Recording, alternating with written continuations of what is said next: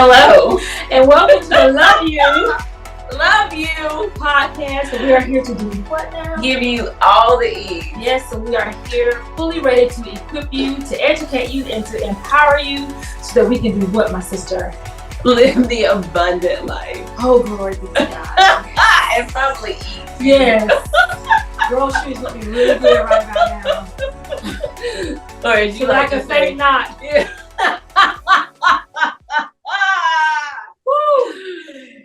Yeah. As you say, biddles. I need some vitamins, yes. So she's a little hangry. Yeah, I need a Snicker bar, but we're gonna let her ride. Is it Snicker or Snicker? I don't even know. I don't know. Beyond it. I have not had one of those in so many years. Holy cannoli. I can't say it's for years, but no. Yeah, I probably would like sugar shock. Yeah, I'm sure. Absolutely. Well, welcome back to hang out with us again. Yes. Yeah. And for all of you joining us, we have the amazing Mike Ross, who was a Texan by choice, but originally hailing from sunny San Diego. He is a dedicated family man with 4 boys, and 6 years of experience running his own project management company. He excels at streamlining business processes, navigating the complexities of profit and loss, and tackling diverse ventures, from crypto markets to real estate projects. His passion lies in supporting nonprofit organizations, specializing in grant writing and in-depth board and SWAT analysis. A proud alumnus of HBCU Paul Quinn College, and a member of the esteemed Kappa Alpha Psi fraternity. Mike's journey took a dramatic turn when he faced an aortic dissection 2 years ago at the age of 50, prompting a transformative lifestyle shift. Today, he dedicates significant time to enhancing mental health, championing personal growth, and positively impacting his community. Welcome, Mike Ross. Yes. Thank you. Yeah. I'm excited to be here. Thank you for having me. Yeah. So glad you are here. Literally. That is, yes. On a very literal sense. Absolutely. Thank you so much. I'm excited that you guys decided to have me on. So we have a conversation. Yeah, I mean, we kind of like you a little bit. Like, just you're all right. This area. I see. You good. I'm glad I can be associated with good company. So I'm Amen. Yeah. We feel the same. Yeah. All right, ma'am. Tell us what an aortic dissection is. Aortic dissection. So we call this segment he's a walking miracle. He is a walking miracle. He is. So just for a little medical background. So, we have our aorta that pretty much goes from top to the lower part of your abdomen and is our main artery, right? Mm-hmm. And so an aortic dissection is when there's a tear in that lining. And so typically for a lot of people, it's when they don't survive. Yeah. Okay, because that's your main artery. And so if it gets a nick or a tear and you bleed, you pretty much bleed out. You hemorrhage. You're hemorrhaging. Like, so it's a quick thing. And so the fact that he is here is amazing. It really is. And so, go ahead. So, Mike, will you just tell everybody the story of what happened that day? Yeah. Because I think that like we heard it, and I think that's so God. That's so God. It is. Yeah. Yeah. So basically, I was the prior to it, actually the day before, I was an avid hiker. So that's one thing I did about 2 to 3 times a week. And the day before that, I just finished a 10-mile hike. So on that Friday, I was at a restaurant and in the Dallas area, waiting for a meeting, and I lost sensation in my legs. I just couldn't feel my legs for some reason, and I got out the car, kind of walked around a little bit. I still didn't feel the leg. I couldn't feel any feeling. So I got back in the car and I just started feeling kind of strange. It just was a little lightheaded a little bit. My chest was throbbing, but it wasn't really bothering me as much as me being fearful that I couldn't feel my legs. Yeah. So where I was in the downtown Dallas area. So I basically got in the car, drove about half a block around the corner to Baylor Hospital, and parked in the valet, got out of the car, stumbled a little bit and fell. And there was a lady coming out of the cancer center with her daughter. And she basically ran over to me, asked me what was going on. I told her that I couldn't feel my legs. So I was in the park, she ran across the street and she grabbed a paramedic fireman, and the fireman came over. He helped me to my feet. I told him I couldn't feel my legs, so he radioed the ambulance. Ambulance came across the street, put me in. They took me in, gave me some medicine. They ran a test, and about 30 minutes later, the ER doctor came in and said, "You need to call your family because you're going to have emergency surgery." Yes. Yeah, so I asked him, I'm like, "Well, am I having a heart attack or something?" And he was like, "No, it's worse than a heart attack." He says, "You're having a dissection and you're bleeding internally, and if we don't get you into surgery, you're going to die." So basically, this is about 11:30 in the morning, and by 12:30, I was in surgery for about 13 hours. And so 13 hours? Huh? 13 hours? Yes, 13 hours. So it went on from Friday into Saturday, and they didn't wake me up until the next Friday. And so I was on a breathing machine, and when they brought me to that following Friday, they woke me up and checked the nurse, and the surgeon was in the room, and they asked me how I was feeling, and they asked me could I feel my legs. At this time, I couldn't feel my feet. So he basically was like, "If you don't regain consciousness in your feet in like 3 or 4 days, we're gonna have to amputate your legs." So that was my introduction to aortic dissection and femoral bypass surgery. Wow. So It's proximity for me. Yeah. Like how Right place. even in the midst of this, like God literally had you set up to like you were a block. What did you say? A block and a half away? No, about a half a block. A half a block, not even a full. Right. A half a block from the hospital, and then all of these people were in the right place at the right time. Right. Yeah. Because basically, because I really was going to go home and just kind of lay down. I thought that I just was. So you weren't having like stabbing sharp pain. That was not your experience. I never had that. I had throbbing pain, but it wasn't pain like I just thought it was a bad case of indigestion or something. So I was really more alarmed by my legs. It was the issue that I couldn't really move like I needed, and I lost sensation. So that was the kind of the trigger for me to do it. And it just so happened I was in the hospital district, and they have restaurants in this hospital district, and Baylor's literally I could have got out the car and walked to Baylor from how close I was to the hospital. So Wow. I'm definitely glad you didn't go home and lie down and let it pass, because wow. Right. Yeah. And so it was just once again, we talked when you guys were here. It just kind of turned my life around from the perspective of adopting a new lifestyle and a new life. Because I went about 8 months on a walker, and I still wasn't really. I gained all the mobility back. And I had to learn about aortic dissection because it's not something that's talked about in our community. Right. Most of the time in the medical community, when they talk about aortic dissection, is more of the death side of it. They're more steering you that way versus anything else. So you deal with a lack of. I'm sorry. Go ahead. I was just saying, less than half the people that have the condition survive it. Like it's pretty, death is usually pretty imminent with it. Like, so. Yeah, that's why it's the after conversation that they're having, because they don't survive it. They don't survive it. Yeah, literal walk.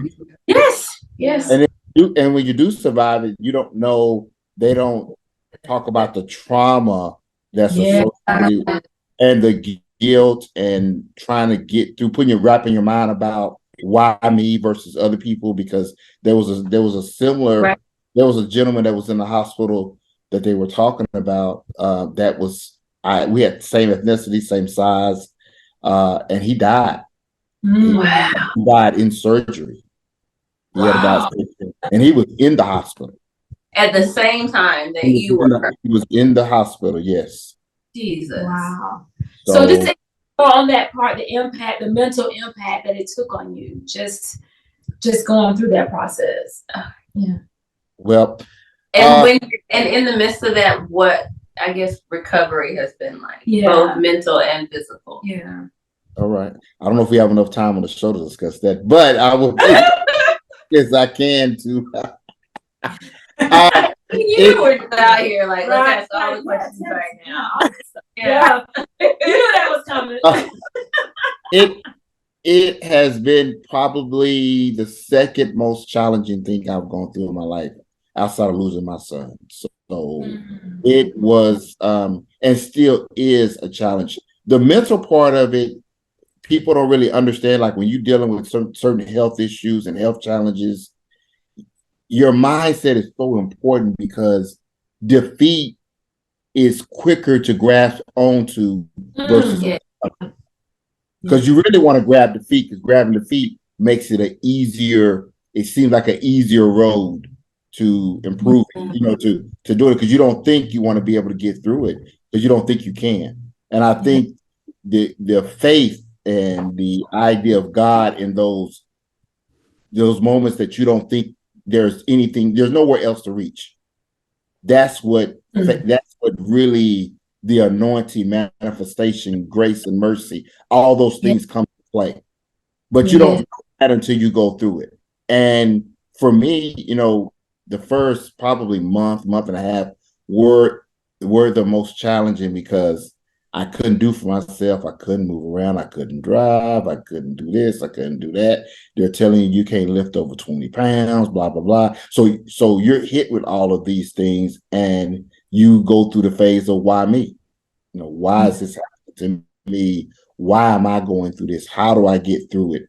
And it took my lowest moments to realize that God is still in the blessing mood. He's still there.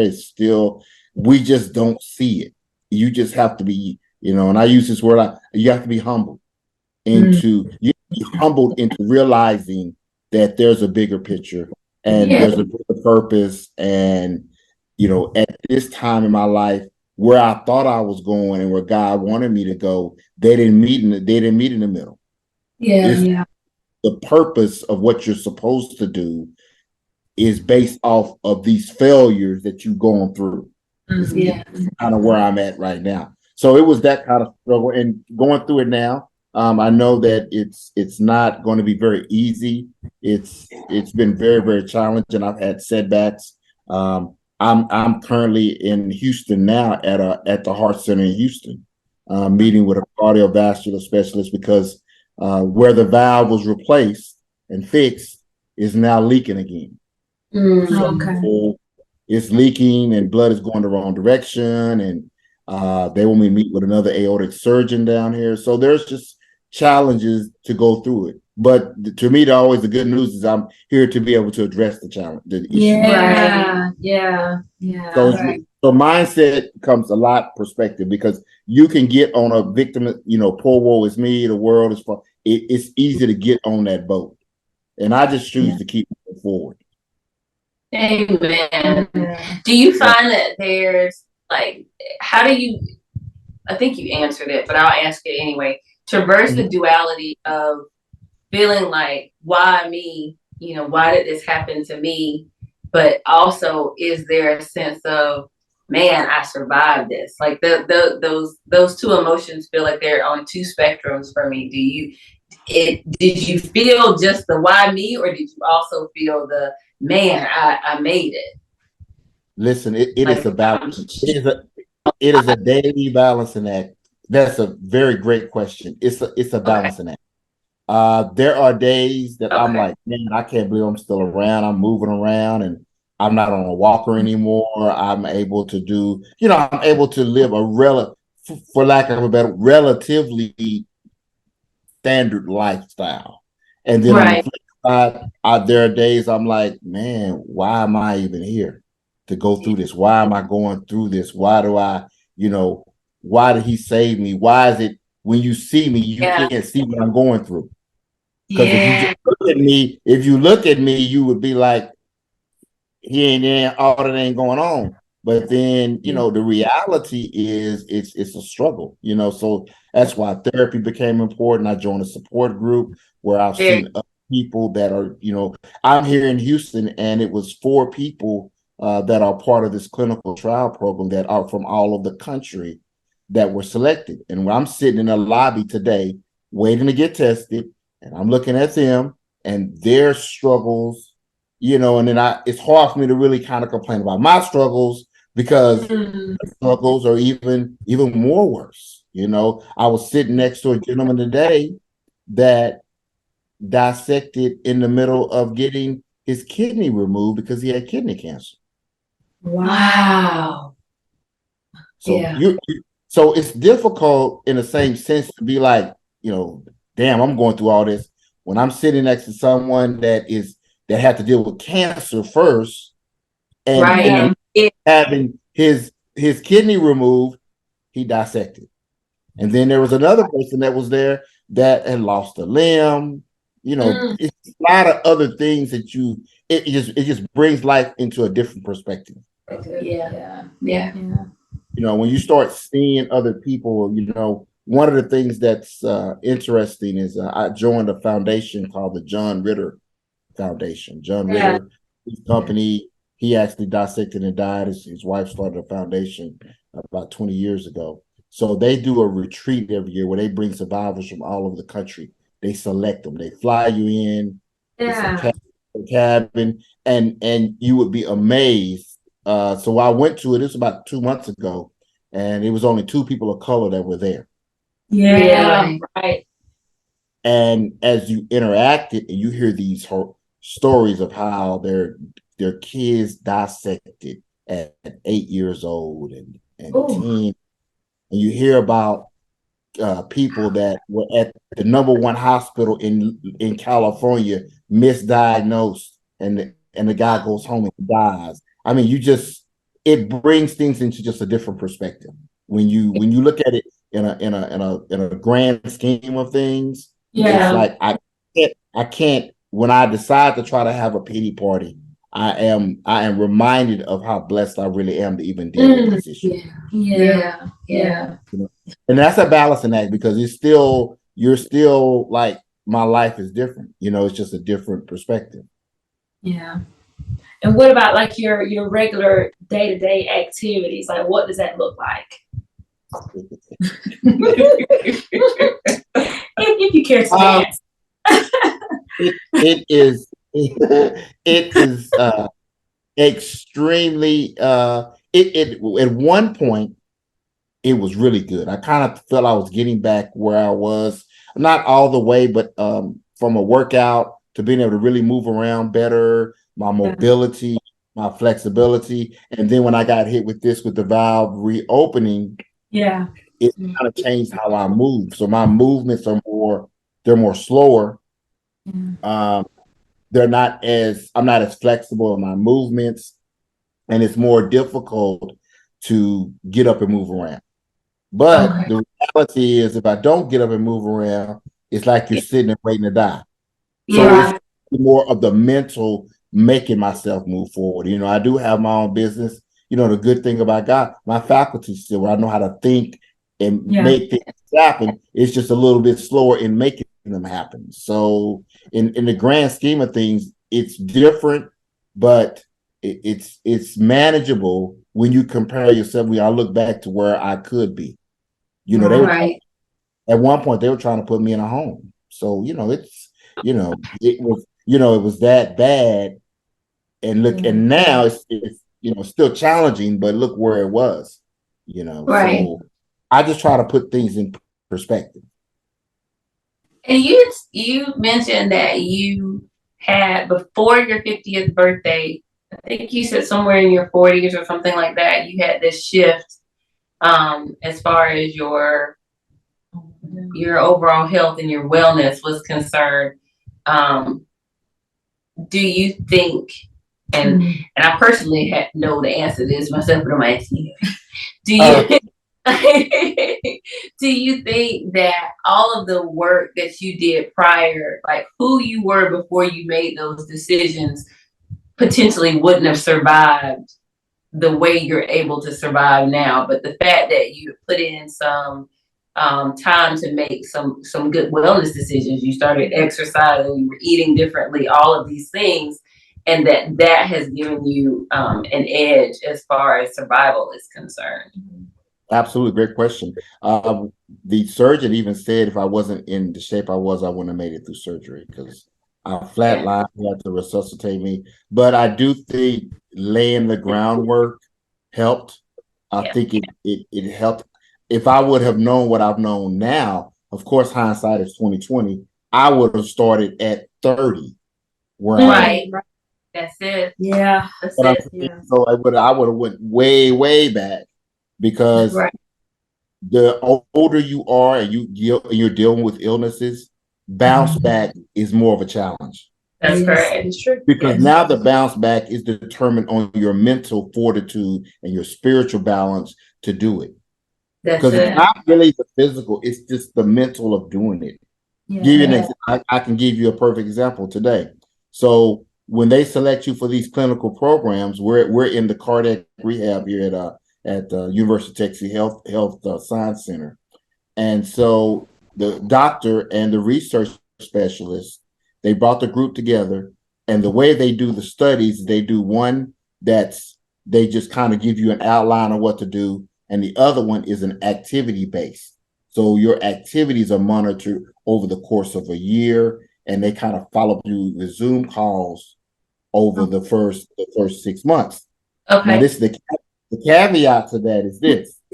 So they come in and do all your measurements, they do all these things. So I'm sitting in the lobby thinking, okay, well, they're going to give me my information and they done ran the test. Well, I'm going to probably get ready to go back to Dallas. Well, the lady comes back out and said, well, Mr. Ross, you're going to you're going to be here the whole day because we have to do the physical aspects of your assessment. So I'm looking at her upside my head. She looking at me upside my head like, you need to get up so we can go on and come. So she just kind of stood there. I just kind of looked at her. She was like, you can come on back. So they take me to the gym area and they run me through a series of exercises. And I promise you, I wanted to get up, get in my car, drive back to Dallas. Yeah. Oh, and this was for about an hour and a half. Little bitty things that people don't think about. Just think about being able to get up and out of a chair for 2 minutes. Yeah. Sitting all for 2 minutes. Raising your legs up for 6 inches alternate. Just a lot of things that you like, okay, I can do this. But when you're doing it at that pace. And in my mind, I'm not thinking, when I'm coming down here, I left at 4 a.m. to drive down here. I wasn't thinking that. So in my mind, I wanted to not do that. I did not feel like it. I wasn't motivated. I was like, all this stuff I've gone through. Why the hell I still got to do it? But I did it. I just said, Michael, you just got to keep pushing. Yeah. Even when you don't want to do it. And today was a moment I did not want to do it. Yeah. And I did do it because I realized, you know what? God has me here for a reason. There's a reason I'm in this position. I got a responsibility to keep on moving, even when I don't, and keep going. So, because we need you here. Yeah, man. Yeah. Yeah, man. Yeah, man. I'm just in awe. Just like it is. For me personally, it is such a perspective shift. Because listening to him say, just lifting your feet 6 inches off the ground, or doing wall sits, and I think about like that's about it. Yeah, we do. We complain about it. Yes, you do. Yeah, amen. But no, we complain about those things, and and it is something that simple. We take it for granted, and the fact that you have to fight this every day, like to overcome every day. Yeah, it's you're God right, is- and I honestly thought that I would eventually not have this mindset. I was under the impression that okay, I had the surgery, I do the rehab, I did the physical therapy. Eventually, things are just gonna come back natural. Right. Never come back natural. It's never been a moment since I've had the surgery that I just can do unconsciously just get up and move around. I have to concentrate and get up. I have to concentrate on walking. I have to concentrate on sitting. I have to concentrate on how I move. So these are not natural movements to me anymore. They're unnatural. I mean, it's so unnatural that I go to LA Fitness before I even try to walk on the treadmill. I go into the exercise room and I look in the mirrors to try to see if how I'm walking. Really? Because it's not a natural. It doesn't feel natural. And the doctor's like, you may have that the rest of your life. So just think from walking and moving around to now I got to try to think about doing it. Right. To doing something that, yeah. The dynamic is different. I was an avid golfer. I don't have the eye-hand coordination like I've had before. I can't do it because I can't get my body and my mind to link up to do it the way I do. Right. Yeah. So, go ahead. No, I was just gonna say, and it's so true. Like looking at you, if we had never had this conversation, if we never, met you under these circumstances, just looking at you, you look like anybody else walking out the street. You don't look like what you've been through. That's it. Poster child. Not looks like what you've been through. Thank you. What you're going through. Yeah. Right. But it's humbling from the perspective. There's no. I can't look at life. I have to look at life in the simplest of terms, because if you concentrate on all the things you don't have, I don't have this anymore. It dilutes where you are, and for me, I'm a walking situation where most people. I could have a dissection by getting up right now. There are no, it's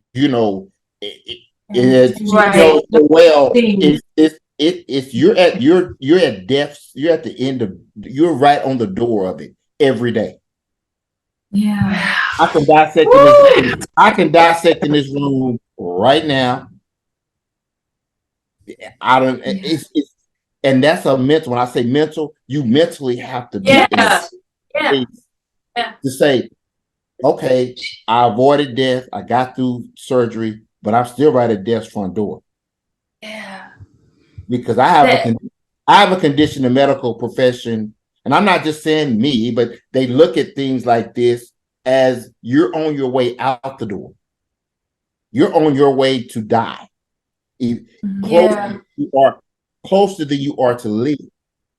That's why the choice becomes so important in how you look at life and look at situations. Yeah. So I just try to keep things in a very smallest of perspective. Like, I need to really be thankful God has me here and I have a purpose and I need to be able to talk about it. I can't be shameful. I need to be able to talk about my hurt, where I'm at, because I know there are other people that go through this that don't take that approach. I know some people that have gone through illnesses, and I may not necessarily be a dissection, but it could be an illness, and they are so trapped because they feel there's no way out. I'm not going to overcome. So why change my lifestyle? Keep drinking, keep smoking, keep doing abusive things, keep masking everything I'm going through because my hope is gone.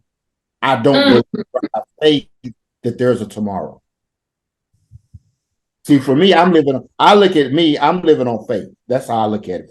Honestly. You're living. I'm not living on anything. His IG is on borrowed time. Yeah. And I love, because we all are, but we don't walk around with that as a thought process every day that we're on borrowed time. Yeah. And that we need to he says, live as the wise, not as the unwise, making the most of every opportunity. And an opportunity is I have this breath right now. Yes. Yeah. That's why where you place your energy becomes so important, even in business. Yes. Where you spend your time. It don't matter. Yeah. Trivial stuff doesn't really matter. I mean, people fall out. I know it's difficult to look at those things as issues. Right. Yeah. Mike, I want to real fast, in the case that you drop off, I'm probably going to ask them to peek you back in just so we can finish anything that's unfinished. Yeah. Okay. Yeah. So it's just how you move and how you look at things. It just changes when you have near-death experiences. In my opinion, I think it can change for the worse or the better. And I've done the worse or the better. I've been in situations where I just was mad at God. I didn't want to do this anymore. I was like, forget it, but then you kind of get yourself back together. You kind of go through the steps of accepting things and then reprocessing how you look at things, reframing how things are. Yeah. Right. And putting things back in perspective. It's almost like you have a second chance in a sense of life. Yeah. So you have a second chance that you're not really worthy of, that you don't really deserve. There's nothing you've done magically to do these things. Right. Yeah. But God, I mean, in simple terms, that's the only reason you're really here. So I love it. you treat people, how you do, you really think about that and what comes out of your mouth and how you frame things and your attitude. If it doesn't change you and you go through things like this in life, I don't know what will. Nothing will. If that doesn't, nothing. And I tell people, don't do what I do. Don't do what I did. Don't take things for granted. Don't think that being no substance. You want to make. I want my lifestyle. I want all these other things.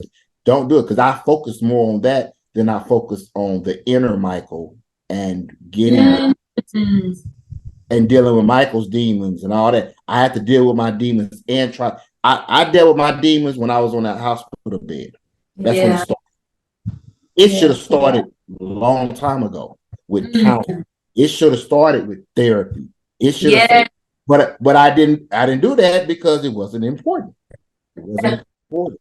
It took me. Yeah, and that's a hard pill. That's the castor oil. It's hard to swallow. It's very difficult to swallow, but that's my reality at this point. And I'm okay with that. Because I just hope so nobody else has to do this. Yeah. You don't want to be in this position. When I go to I was telling y'all about the silver sneaker. Yeah. I go to a silver sneaker class. The average age is 75. Every time I walk in there, they're looking at me like, why are you here? Why are you not over here working? You're a big dude. You should be over there lifting weights. Well, I can't do that no more. Y'all moving a lot better than I am. I'm trying to get where y'all are. Right. Yeah. So the perspective is different. Just think when you got the ability to move around and you can lift what you want, you have all the things life has to offer, and it's taken away at a moment's notice. Yes. And it's that just, you said that, and that hit, because the entire purpose of this is to educate, to equip and empower people you can utilize what you have right now. You have full operation of your limbs right now. And yet people still choose things that are not good for them. They choose food that doesn't benefit the body. They choose not to move. They don't want water, like all of these things. And you think about that, and all of the ability just to have that little bit can be taken in a second. And then now you want what seems so true. Yeah. And it's life. It really is life. When you can just live it like that, right? People. There's a phrase people use called "I'm living my best life." Okay, so but are you really? Who are you living that life for? Because really your best life should be how impactful you are, not only on yourself but others. Yes, how effective it is. Yes. Your best life doesn't affect change with people. Is it really the best life? Yes. And those are hard, once again, self-actualization and the things you all had alluded to. So it's just, once again, unfortunately, we have to we have to fall so hard sometimes. Yes, Yeah. it's forced. It's I think forced. you say all the time, life is fixed. I'm like, take the scholarship, but Life is also, the best teacher. Yeah. That's just how Yeah. it is. Yeah. I wonder. I I sit all the time. I would sit all the time and wonder, God, why did you spare me? That's yeah, why. What did I do special? I didn't do anything special. I wasn't doing what needed to be done prior to this. Why did I live right. surgery? Why did you give me the ability to walk again? Being here and going through this process, I was here last week, and when I got home at the end of last week, I got a letter from the UT billing department, and the bill was for $9,000 for that one day of visiting. It was $9,765, and I looked at it and I just like, I was just kind of shocked, like, man, another bill, and looked at the bottom and it was covered through this program. So, you got to look at small miracles in certain situations, because I probably wouldn't have been able to be in this position to even be able to address this issue if I wouldn't have been able to Right. assist us like that. So it's just little Right. bitty about now that I would have just blown off if it was, before. Right. And you are, I guess, a spokesperson of sorts for the foundation. Is that correct? Yes, I'm actually an advocate, and basically we're doing a couple of things. We're trying to promote advocacy and awareness of the condition, the cardiovascular disease, but even to go further than that, to encourage people of color to go through genetic testing. Okay. So they'll be able to see if there's a gene linkage to these type of conditions or something that we're predisposed to. And to just move one step further, to me personally, just I want to encourage Black men to see a cardiologist. Amen. Absolutely. Amen. Yeah, not really just the general practice, but actually seeing a cardiologist and running some tests and just doing it early on as you can. But it's easier said than done. Sometimes it falls on deaf ears, just for the mere fact you can't. They don't see these symptoms, but they can be brewing over time. Right. Yes. Right. Absolutely. Right. Absolutely. Is there, would you like to leave like the foundation's website, or how people Yeah, I'll send can it to get you. more information? Absolutely, I definitely can. It's the John Ritter Foundation.org is the information. I also have another group that I'm working with that we can talk about. I definitely would like to have y'all talk to about more of an awareness campaign for minorities. Absolutely. And do in regards to genetic testing and things of that nature. Okay. Awesome. That sounds Absolutely. wonderful. Love to. Yeah. Well, Mike, thank you so much. Yes. Thank you so much. Thank you again for having me. I enjoyed you all as always.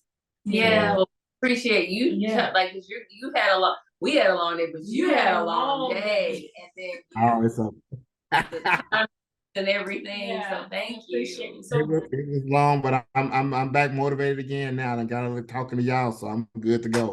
Ah, that's all right. We are here for you. That's all right. And you have motivated and inspired us for sure. Truly. When I tell you, yes, Truly. taking a step over. Yeah. I'm looking forward to working with y'all and watching the shows too. Yeah. Thank you. Thank you. Did you do it, Mike? Huh? Did you do it, Mike? We had the conversation. Did you do it? Did you click the link? I saw the shows. Oh, okay. Oh, he said, oh, okay. I'm just making sure, because last time we had a conversation. I want to grab a little y'all before y'all get y'all 2 million subscribers. So I want to try to get on the ground floor with y'all if I can. Receive it all right now. We receive in Jesus' name. Amen. Before y'all get on CNN and Fox and all that. All right, speak it, brother. Speak it. Yeah. Amen. Well, thank you so much, and I honestly think that you should come back on. Absolutely. For sure. Yeah, I think there's more to this story to be shared. Yeah. Mm-hmm. Yeah, absolutely. Yeah. And I got some things I'm doing here that we'll talk offline about that I would love for you guys to be a part of too. So I would love for us to have a fine conversation about some other things. Okay. Yes, sir. It sounds great. Yes, sir. Look forward to it. Well, you ladies have a good evening. Thank you so much for having me. Right, Thank you. Bye now. Bye, Mike. Well, I love you. And I love you. Yes. And we're going to do the. Oh, yeah. Yes, we And are. we love We you. love you. Thank you guys for joining us. And I hope and I pray that the information that was shared, I don't know how it could not move you. Yes. To live and to be intentional about the life that you've been given. Yeah, it is. Every day. Every breath. Yeah. Every breath is an opportunity. Yeah. So, like, share, and subscribe. I think she's shaking her head. Production is saying you did it wrong. Like, share, and subscribe. All right, y'all. Until next time, we love you guys. Bye.